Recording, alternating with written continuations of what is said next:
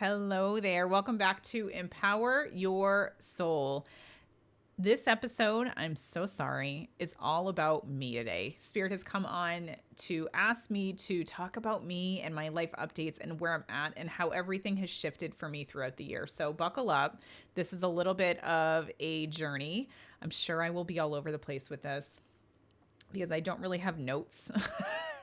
and and it has been quite an interesting year for me. So vulnerability is full on right now. I'm very uncomfortable, but I'll get over it. This is the part we feel the fear and we do it anyway, everybody. So back in March, April, personally for me, it feels like my life hit the brakes. It feels like everything slowed down. Everything felt very out of alignment. Things weren't working anymore. And things just felt like really slowed down. And what proceeded after the March, April timeframe is essentially, for me personally, going through a lot of trauma in terms of my personal life, in terms of my family lineage, in terms of my past lives. And these trauma things just kept coming up over and over and over again. And so what that meant is I was going through nervous system, fight, flight, or freeze pretty consistently over the spring, over the summer, especially while my kids were home. And we finally hit September right now. And it's just really interesting because that phase, and I know we're in eclipse season right now, that phase from essentially March, April until early September, I'm going to call that as the great undoing. And I think that's actually the name of what I called this eclipse that happened just this weekend on September. But what really was the great undoing for me, it was the removing of old beliefs, old traumas, old systems for me that were no longer working for me. And I find it to be very interesting because I haven't reflected that too much in my business yet. A lot of this has been more personal processing for me, my personal life, going through and kind of doing things behind the scenes, changing the way that I teach, changing the things that I talk about a little bit in terms of the mediumship mastermind, etc. But for me, this has really been the undoing of, I want to say like the corporate version of me, or at least the parts of me that played it safe, and really coming into alignment with the newest and best version of me, which has been really, really interesting because I feel like I've been doing both for a while. Because if you know, you know, it takes so long to undo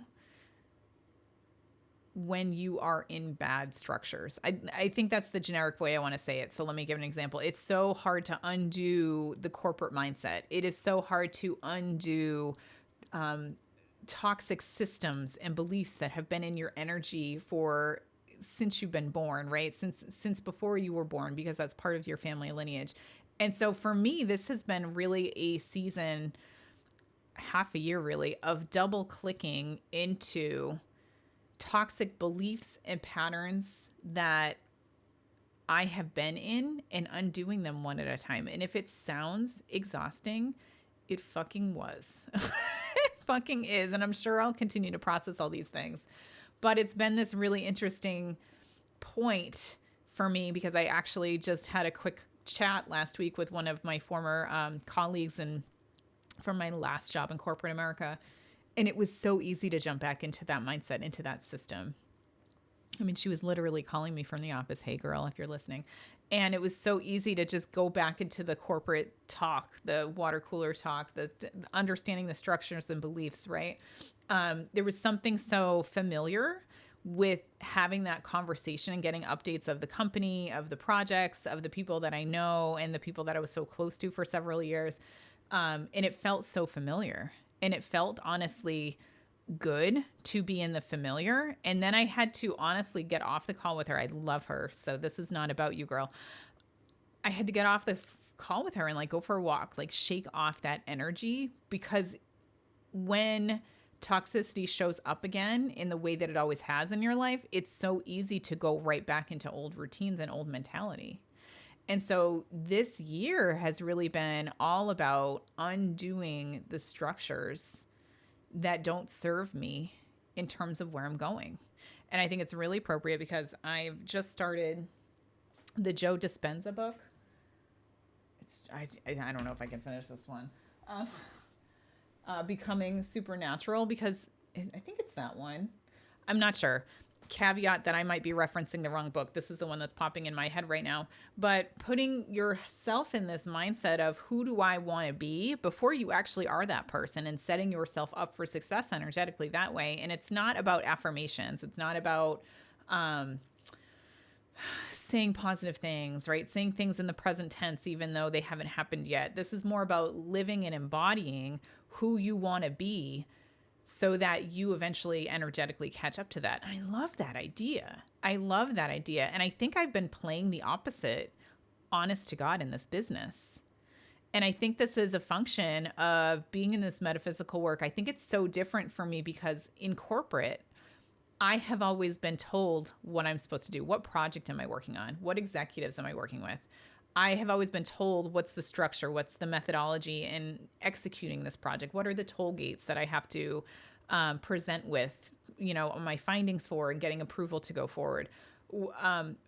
Can I work from home, right? Like what days can I take off? How much time I can take off? So I've always been under this umbrella in my businesses and or at least in my career aspect of everything is always told to me.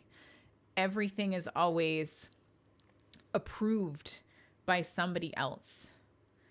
And this is almost the mindset I'm working through right now. I feel like I'm on the later half of it, but always waiting for someone else to tell me what to do, what's the right time frame, always waiting for approval externally of my successes, always waiting for somebody else to tell me, good job, you're doing great. That is really the thing that I'm undoing at this very moment. Because I have gotten so many downloads from Spirit about what I should be doing in this business. And I mean, they are freaking nuggets of gold. They are amazing. But at the same time, I'm hesitating on those because I wonder, will you all like those service offerings? Will you like those trainings? Is that what the market needs? And again, this is my brain kicking in over my spiritual knowing. And I don't think this is me purposely sabotaging it. I think it's a function of these behaviors and mindsets that I have grown accustomed to over the past 25 years. Waiting for somebody else to say, yeah, that's a good idea. Great job. And God, my loving weather vane witches, they get it from me the most. Hey, what do you think about the service offering? Does this look good? Is this a good idea? Right? And some of you might be very surprised to hear me say this. I think in my gut, I know that these are the right things to do, but I'm still stuck in that pattern, that mindset of seeking approval, seeking validation. And so I think right now I'm going to vow that I'm going to break that and I'm just going to go for it. And I feel like I've started doing this. So case in point, and it's really interesting. Case in point is the Sacred Roots program. Okay. So launch that. Spirit was like, do this, do this, do this. And I said, no, this is not in alignment with me. And they said, do it anyway. And so I've done it. And it's been an amazing, incredible, impactful program for those of you that have gone through it, for me that have created it. And I'm so happy that I listened to Spirit against my own better judgment, worse judgment, and executed this program so that people could get out of this nervous system reactivity and get moving, thank you, Spirit, into the vibes and energy that is in place right now in September, which is more execution mode and less let's uncover every problem under the sun, work through it to set us up for September, right? And I feel like that's the season that a lot of people have been in. And then case in point number 2 is a new program I'm releasing in a few weeks. Well, I have released it, but it's starting in a few weeks to do the Spirit communication mentorship. I'm hesitating here because it's a little bit of a pitch, but I've been talking about this on the podcast for months about how I want to do this program about all of the spirit communication, breaking it down about how it's not difficult, right? You need to learn the foundation of spirit communication, and it's the same across all the different modalities. So let's take a couple months to learn the foundation of spirit communication, how it works within your energy, how it actually works across the different spirit communication modalities. And let's go into those one at a time and get you connected psychically, get you connected to departed loved ones, get you connected to the Akashic records, to the galactic realm, right? And spirit guides, don't forget the spirit guides because they're always in my ear. And so creating this 9-month program in my head, it's been swirling for months, but I've been waiting. I'm like, okay, when's the time? When's the time? When's the time? And literally, I was meeting with a lovely person who called in and was inquiring about mentoring with me. And Spirit said, you're going to release that in 3 weeks. And I'm like, what? And they're like, 3 weeks. You have 3 weeks to launch that, while I was on the call with her. And I'm like, okay, there it is. So now I've launched that program. And I haven't, this is the way I have to function with Spirit, because I know my mind will get in the way, is when I hear that, I stand it up in a day. I mean, I still have to create the classes. That's fine. Some of them are created, some of them aren't, because it is a 9-month program.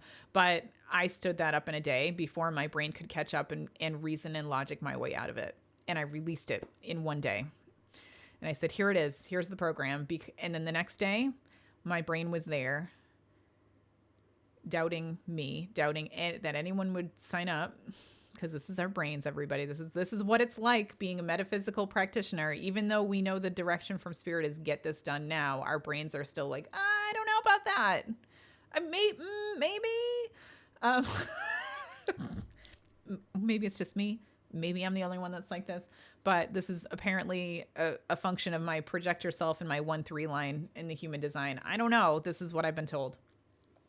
So I stood it up, and we've already had some people sign up for it. So I'm so excited. So if you want to learn spirit communication or any of those different modalities, this is it. Even if you're like a beginner or you've taken a beginner's mediumship class, this is going to give you an incredible foundation in the way that you haven't had it before, understanding the why, understanding the mechanics of spirit communication, wondering how certain clairs come in. It's not just about the evidence. This is about learning the language of spirit as a foundation, so that as you go forward, you know exactly how to troubleshoot some of the issues that you're having.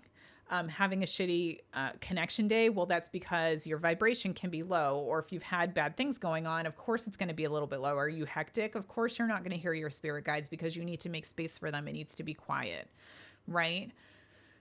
So understanding a lot of the things that catch people up downstream as they're into the modality and they don't understand why. That's what I want to give you on the front end, is the why. It's going to be a lot of nitty-gritty how-tos and whys in the front, so fair warning. But having that basic knowledge is going to make the rest of the classes and learning the rest of the modalities so much easier. So I'm really excited about that one. I am listening to Spirit and following my gut and just going with that. But it's the same with the rest of my business too, is just listening to Spirit in these downloads and knowing when it's time to move forward with all this stuff. So that essentially is what's changing with me and my business, is that I'm trusting Spirit more. I'm undoing this version of me that was waiting for approval, either from my witches or my community. And I think I'm just going to start going out there. And I think I'm going to take like the a la Joe Dispenza or whatever book I read, and really just put myself out there the way that I want to be put out there, the way that I want to put out there. Not put out though, everybody. That's what she said. To make sure that I'm representing myself in the way that I need to. Because I think there's just so much. Here's exactly where my mind went, and exactly why I just paused right now, is because I was like, there's so much of the same out there, and that's what I'm worried about. But then I remind myself that I'm not the same as everybody else out there. And what I do, even if a million other people do it, is going to be my vibration, my energy, my version of it. And that's exactly what some people need. And so I'm going to stop waiting for space to be given to me. Let me say this again. I'm going to stop waiting for space to be given to me. I'm going to start taking that space that I earned already and showing up the way that I feel is in the highest and best alignment for what I need. Because I know if it's for what I need, it's for what you need too. And so I'm really excited about this. I'm really, really excited about this, because I really feel like the great undoing that has taken place over the course of the year so far has allowed me to show up as this version of me today. And it's really funny, because before I hit record on this podcast, I pulled a card from my James Eads Cosma Visions Oracle. It's one of my favorite decks. It is one of my favorite decks. It is beautiful. All the photos, all the pictures are like Van Gogh-esque, and all of the suits, because it's like it's a tarot spoof. I'll talk about that in a second. But all of the suits in it, like there's what are they? Trees. There's a bunch, lotuses, and so all of the suits that are those all have a picture that's like panoramic. If you put all the cards in order, it's the most gorgeous deck. But the premise of this oracle deck is it's a mirror version of the tarot deck, but it starts at death and it talks about your life between lives. So it's like so I just really love it because it talks about everything after death and like bringing you back to your next life. Like that's the idea of the Cosmovisions Oracle. And so a lot of what you read or a lot of the cards will be very similar to the tarot deck, but they take a little bit of a different spin on it. So I got the so the card I got was the Seven of Lotuses, which is essentially the Seven of Cups. And it says choices and daydreaming, which is exactly how I feel right now energetically. So it's a picture of lotuses growing under a river that has flooded, and there's frogs in the picture too. And it says, under the water, a new world unfolds. Life has adapted, and now various fish and amphibians thrive in the recent flood, opening up new opportunities for growth. Here we go. It is a symbol of duality, two worlds existing simultaneously. For many, the new rush of water is welcomed. For others, it may be an opportunity to adapt. If you find yourself immersed in a wondrous and new world, the magic that flows through these waters will be alluring and intoxicating. This card shows up when you have been living in two worlds as a way of not choosing one. You may be feeling overwhelmed by decisions and instead have chosen to retreat into another daydream. It is healthy to fantasize about having two lives, but it is too much time spent between you. But if too much time has been spent in between, you will, they're missing a comma.